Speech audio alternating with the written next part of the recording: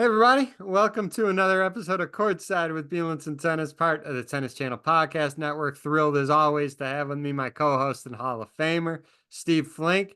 Steve, there's definitely no shortage of topics to discuss this week. No, why don't you lead us in? You're right. There's a multitude of topics. I'm looking forward to talking about them. Yeah, I mean, obviously we'll talk in depth on Indian Wells, but before we get to Indian Wells, I think we need to address the Simona Halep situation because that whole thing didn't sit well, right, with a lot of people, including you and I. It was terribly unfair. We all felt that she was innocent from the start. Yeah, if she did take something, it may have been recommended by somebody, not her. The thoughts I want to share, and Andy Roddick's latest pod talked about it, and I know you and I talked about it as well. Um, it's always going to be hard to prove it, but the consequences should not always be limited to the player itself, especially if it was recommended by someone on the team. Now, again, I'm speaking in general. I don't know the facts of exactly what happened with this case. There were some articles out there that I believe you'll address. But there has to be a way that if it wasn't of the player's own doing, the team should suffer some consequences again. Again, very hard to prove. Listen, Darren Cahill, let's start from the beginning. Darren Cahill, who of course had been Simona's coach, they'd had an on again, off again, largely successful relationship. And he said from the outset, he was adamant that she didn't do it. He was convinced, knowing her the way he did, that she was innocent. She proclaimed her innocence. Then finally, this whole long process is drawing out, and we find out that Patrick Mouratoglou, who Simona had been training with, he said in one of these pieces he thinks he's responsible. He thinks it. He was trying, in essence, to take the blame, and it was unclear to me whether he knew that this was something they shouldn't have been giving her, that there was outlawed, a substance that is not permitted on the tour. But the bottom line is he seemed to be taking responsibility. That gets to your point that you just made concerning Roddick and others around. So my feeling is, David, that in those cases, they have to find, the integrity unit has to find a way to penalize the likes of Patrick if they admit to any wrongdoing, or they have done so, trainers, coaches, people in the inner circle of these players. But then ultimately too, the players responsible. And as you know, what they ended up doing was reducing Simona's suspension from 4 years down to 9 months. That's substantial, but it's still a suspension. So in a way, I think it was the right compromise, a much, much lighter penalty that's retroactive. So she returns immediately in Miami. Yeah, she gets the wild card in Miami, which is tremendous. Yeah, but she has to. It's basically saying to the player, we believe, and they said that, we believe you that it was inadvertent. We don't think you deliberately did this. But they're also saying you have to take some responsibility here. The people around you better make sure you know who you're dealing with and that they know what they're doing, because in the end, a player could still benefit even if they didn't know it, by taking something illegal. So I felt like in the end it was the right solution, especially that it's also retroactive. She doesn't have to wait 9 months from now. And in the end, she's essentially cleared, but she's being given a lighter sentence. The whole thing smelled just from the very beginning. Again, glad she gets the wild card to Miami. We'll see how much game shape she's in. She said she hasn't been too far away from the court, but as we all know, you have to be in that competitive state. To me, again, from the beginning, the whole thing smelled. Darren came out immediately and said, I know Simona. This isn't Simona. The whole point with having a team, whoever, maybe one or two or three, whatever the case may be, the proof, that's the problem with that. Who's going to admit to that on the team? Well, you're right.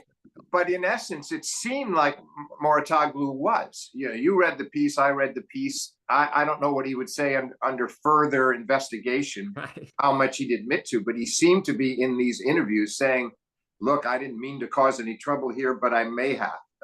So you're right. It's hard to prove with them too, but it seems unfair she gets her 9 months, and as it stands now, he'll get nothing when he may have been responsible. I say may have been because it's still a little unclear to me exactly when when this all occurred, but he certainly seemed to be taking responsibility.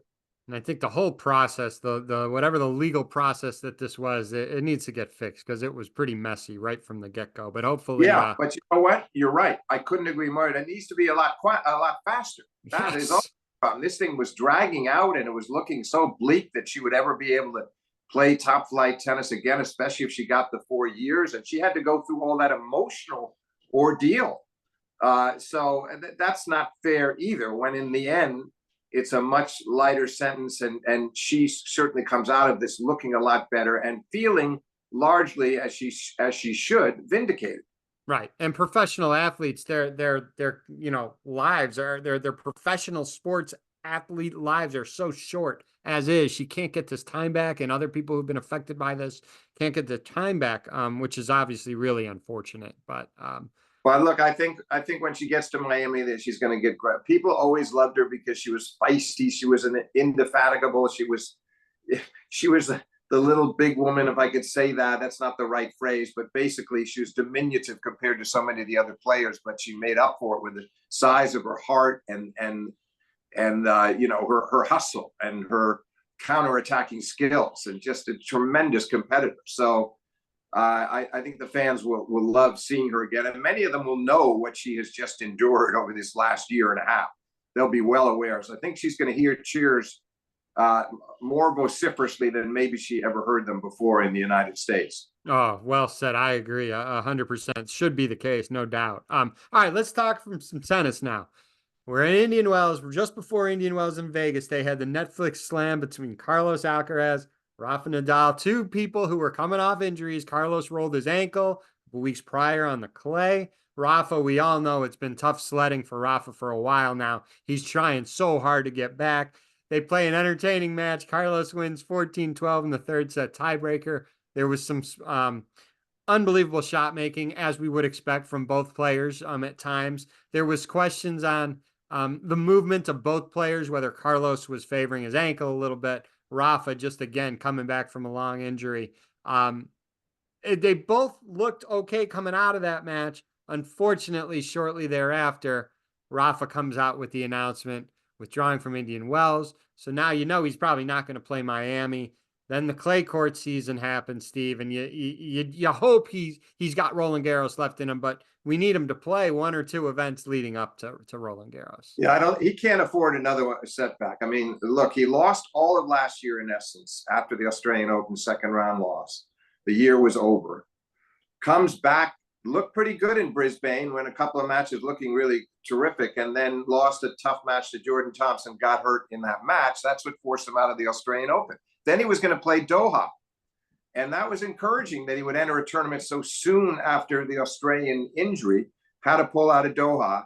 And then it was also encouraging when he played the EXO. And we all know the players are not going to strain themselves physically or mentally the same way in an EXO that they would in a tournament. But as you say, there was some spectacular shot making, and it made people believe. It was encouraging. And he also said during a kind of a mid-match interview, he was playing better than he expected to. See, there were some signs that, okay, and now he's ready to go in Indian Wells. Let's see what he can do. So to have that setback, we're getting dangerously close from Rafa's standpoint to the French Open, meaning he desperately needs reps. He needs matches. And he needs us to be able to get through, say, Monte Carlo, Barcelona, Rome. Let's say normally he might play 4 of those. Let's say he could just play 3, but get through them, no injuries, good showings, go deep into some of those draws and look healthy. And then that would give him the shot at Roland Garros. But if there's if there's a recurring injury or a new one somewhere along the line in one of those events, then it might well force him out of Roland Garros. And then who knows if that's the end of his career. So this is a precarious stretch ahead for Rafa, but I think he knows it. I think he knows just what he's up against, and he's hoping that maybe historically, except for maybe 2 years ago, for the most part, he's been injury-free on the clay. And I think he's hoping maybe that surface being kinder to his body than hard courts, that perhaps he can have some better luck. Depending on how he does, assuming he's healthy on the clay, in my opinion, this is just my opinion only, I think 3 tournaments is a lot, especially if he does well in the tournaments that he plays. I'm thinking maybe two, because he just wants to be extra careful, especially if he wins a few along the way and goes far. I think three, you're almost pushing it. He hasn't played three tournaments in well over a year, Steve. No, it's true. But on the other hand, he wants to. I get your point. I see your point. On the other hand, he needs to put his body through some tough physical tests too. It's a fine balance because he needs those matches for the confidence. It depends. Now, let's just say he got to the quarters of Monte Carlo and then he won Barcelona. Maybe he pulls out of the next one and then plays one more before. I still think he can get three in if they're spread out. But regardless, he needs matches, and whether that means two tournaments or three tournaments, I don't know precisely. But he's got to get through them injury free. That's the key. Can't have another one. No, no, he can't. All right. We've talked about some coaching changes the last two episodes, I believe. One that was recently announced. I love it. Love it. A lot of people I've talked to outside of you loved it. I know you're thinking it's positive as well. Maria Sakkari and David Witt. David Witt's really been with two players for a long time, and that was both Venus Williams and Jessica Pegula. He's done great work with both of them. Sakkari needed a change. We all needed that, and we all knew that she needed a change, including her. Obviously, she was the one who did it. I love this connection. We don't know how it's going to play out, but if you're going to change coaches, David's certainly someone that you'd want to have in your corner.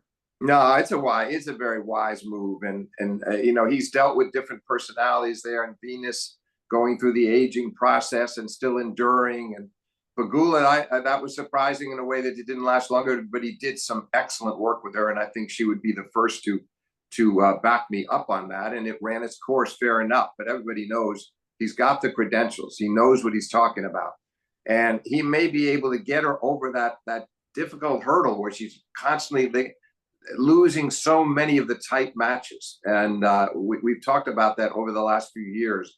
And I think he'll be very good in that area as well because he understands women's tennis at the upper levels of the game so well. And he's seen her play a lot in the process of working with his other players. He knows her game well already. Now it's just a matter of two of them getting to know each other on a personal level. Then I think there's some great work ahead for him. It should be a very good partnership. Yeah, I'm looking forward to seeing how this partnership develops. Okay, Novak Djokovic, Steve, I can't believe it, but first time back in 5 years, he plays today. He plays former Illini, Alex Vukic, if that name sounds familiar. Alex was recently on the pod. I interviewed both him and his former Illini teammate, Alex Kovacevic. I was down in Delray. Vukic can play on hard courts. You remember his run to Atlanta last summer? He made it to the final. He lost to Taylor. Novak hasn't played in Indian Wells in a little while.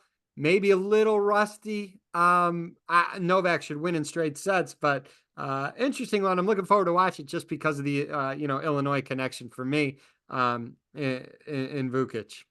Yeah, I heard Vukic made some interesting comments about it. Sounds like he's kind of idolized Novak over the years and watched him more as a fan than a fellow player, admiring Lee. Now he said he had to go back on YouTube and look at some stuff and try to be more analytical about what it's going to take to go out there and make an impression in this match. So it'll be interesting. I do think it does help him that Novak has been idle since the semifinal loss to Sinner at the Australian Open. So it's about 6 weeks now. And I feel like that might help Vukic to sort of stay with him for a while in that first set, to hang with him for a while and maybe make the first set tight. But I agree. It's hard to imagine Djokovic not winning in straight. But I do expect the first set especially to be competitive.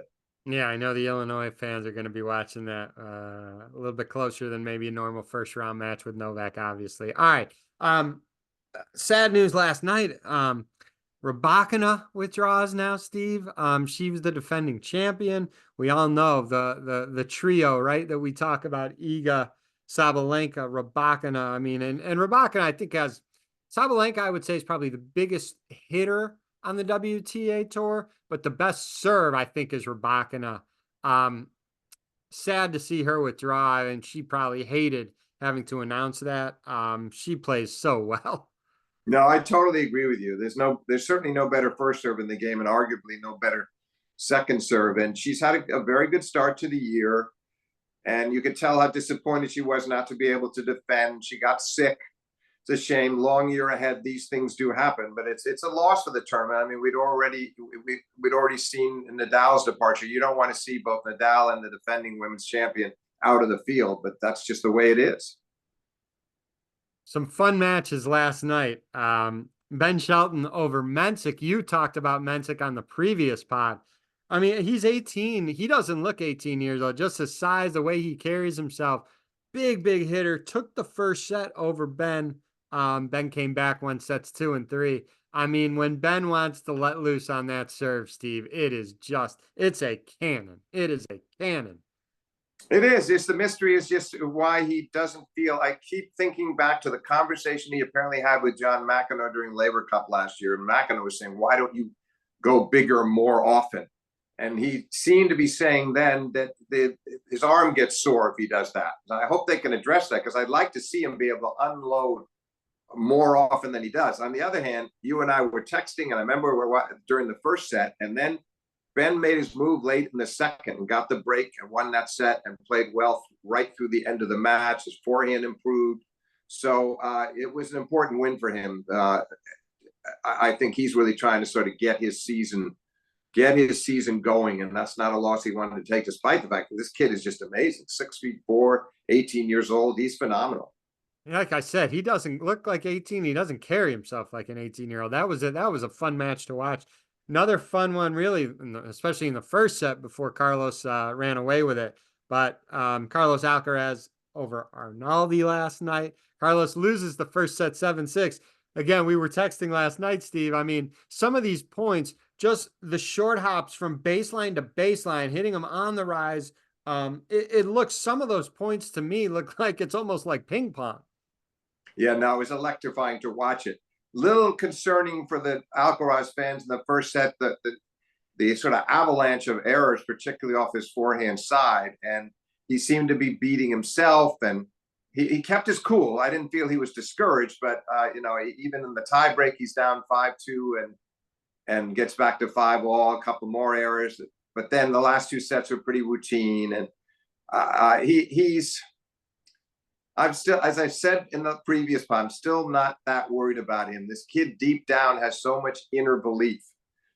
He's unshakable to me, and it's been a tough stretch, no doubt about it, especially since Cincinnati. But he seems to be upbeat about trying to defend this title. I think he's going to play FAA next, which will be interesting. They've had a good history together, and FAA has given him some problems. But that win may really help Carlos. I hope it does, because he's such a crowd player. You certainly want to see him in the latter stages of this tournament, win or lose. I hope he's around for semifinal weekend. And I didn't notice, while I'm watching last night, I didn't notice any restrictions in his movement, really. He seemed No, to be moving just fine. You agree? no, very encouraging. No, he moved beautifully. That wasn't the issue. It was more just the timing on his ground strokes and the shot selection, but that's fine. And it's interesting because Jim Courier talked a lot about the history of the Spaniards being the great percentage players. I know. Carlos, and obviously Carlos doesn't fit that mold, but that's what makes him so charismatic and so much fun to watch. And last night, that was the case once more. Yeah, it was. Another match I want to mention, and I was talking to my good friend Katie LaFollette on this one. Ons Jabeur, she lost to a young American, Katie Volynets, last night, Steve. Ons, since that Wimbledon loss where she was heavily favored, I mean, there were emotional scars. There's been, some stories out now there. She was dealing with some physical ailments as well. She has not been the same since that final, Steve. And we all love Ons, and we hope she gets right. Whatever it is, whether it's one thing, whether it's a few things bothering her, all the players love her, all the fans love her, everybody loves her. But it's pretty clear she just hasn't been right since that Wimbledon final. No, and listen, I'm sure there were deep emotional scars after losing. That was her second Wimbledon final round loss in a row. She's lost a US Open final. So it's been so tough for her not to make the breakthrough at the slams. But I think that the emotional scars could have stayed with her through the summer. I wouldn't have thought now. I got to wonder whether it is lingering physical issues, because by now she should have been able, you would think, given her given her disposition and her experience and her capabilities, that she would have put it behind her. It is getting worrisome because she just has not been the same player at all, and this is too long a stretch. She's got to make a move pretty soon here. It's hard to watch, Steve, because she has such a bubbly, fun personality, and you see her struggling on court. It's not the same Ons Jabeur that we're used to seeing. No, and she's giving away a lot of psychological capital. I mean, the other players are aware of it too. So they go out there with a different attitude against her. Maybe before that, a lot of the lesser ranked players thought they didn't have much of a chance. Not so at this point. I hope that maybe in Miami she starts to turn around, or but it's been quite an ordeal for Ons Jabeur, and certainly her fans are none too pleased about it. Yeah, hope she gets well soon and starts playing Ons Jabeur type tennis. We all want to see that. Earlier I mentioned the trio of Iga, Sabalenka, Rybakina. I watched this person I'm about to mention earlier a few days back, and this person's going to be right there with that trio sooner rather than later. And that's Naomi Osaka, Steve. I was impressed with how she looks, how she's talking in the media, how she's playing on court. She seems to be more comfortable than she has been in a long time. I think she's going to be up there. Something other opponents are going to have to deal with again sooner rather than later. Well, when she started, she's just needed the matches. When she started back in Australia, you could see that the Naomi who was struggling emotionally a couple years back, physically, emotionally, but was not enjoying herself, win or lose. You could tell she really, for the most part, was not enjoying being out on that tennis court. That was not the case even in these losses, and so I was encouraged by that, and I was also encouraged by what she did the other night. And yeah, to me, it's only a matter of time. She'll be up there very high. Can you imagine a top five with the three you mentioned? Let's not forget Coco, and throw Naomi in there. That would be some exhilarating top five for women's tennis. That may well be the case by sometime later this year. Yes, it's just stress what you said about Naomi's demeanor. It looks so much better than when she was, struggling emotionally and just unhappy and just not wanting to be on the court. That was the first thing I noticed, even in Australia when she lost a tough match. Her body language looks so much better. So she'll be someone that her opponents are going to have to deal with soon, real soon. All right, let's talk about a couple fun matches today. We're time stamping this for the listeners. What is it? Saturday around 1:30 Eastern time. We already talked about Vukic versus Novak. How about this interesting one? There's some big hitters. Peyton Stearns versus Arena Sabalenka. Stearns isn't quite as big a hitter as Sabalenka, but there's going to be some big hitting in that match. Yeah, there'll be some shot making fireworks. I agree, but I don't know how long she can stay with her Stearns toe to toe. Maybe we get a sort of a 4-all score line turns into 4-1. I could see something like that happening, but there'll be some great tennis. Tricky one for the viewers, and you may not look at it much as a matchup when you look at the two players, but this could be a tricky match. Tommy Paul versus Alex Michelsen. Mickelson's kind of a crafty player, and he can give Tommy some problems today. Yeah, no, it could be quite a battle. I think Tommy overall likes the way he started the year, and he's come into some pretty good form. And yeah, I mean, I wouldn't be surprised. I wouldn't be shocked if that match went 3 sets, by the way, but I still like Tommy Paul's chances to win it. Another entertaining match on the women's side. Hinsdale, Illinois' own Caroline Dolehide versus Vika Azarenka. Going to be some big hitting between both of them. That one, I think I'll either say Vika easily, like a 3-1. But if it's not that, if it's not one way for Vika, I think that match is going to be extremely tight. Yeah, Vika overall has been playing well this year. I agree. You can't. It's hard to gauge going in. The crowd could get pretty excited. They sense the upset. I don't know. I guess I'm going to stand in between you and go with Vika along the lines of 7-5, 7-6. That's close. Yeah, that's a good match. I think a lot of fans would take that. These are fun. I know these are fun events when they're drawn, more than over just the typical 7 days. I know you have opinions on it that sometimes when you do these longer events, it takes a little while to get in the flow of the tournament. I think the players like it because a lot of times they get like a day in between rest, at least for a few of the rounds, more typical of what they would get in a slam. these are fun, and it's just getting started. And when we do our next pod, we'll probably do the next pod when the tournament's over, but we'll have a ton of matches to talk about.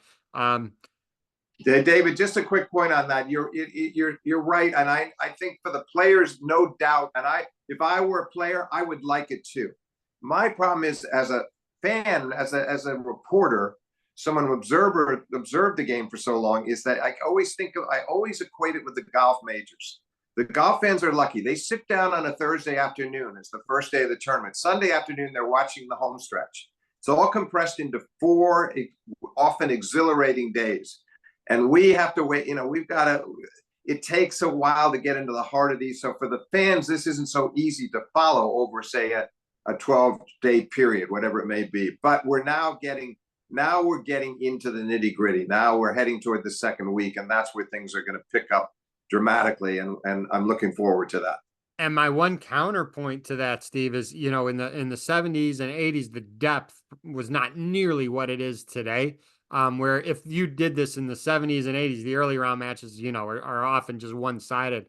With the depth on both the men's and the women's side, you get some really, really good early round matchups. So, oh, I agree with that. I don't disagree with that. I think that you can get some, but I'm just saying, in terms of getting the outcome settled and getting down to those dramatic quarters, semis, and finals, it just takes longer to get there.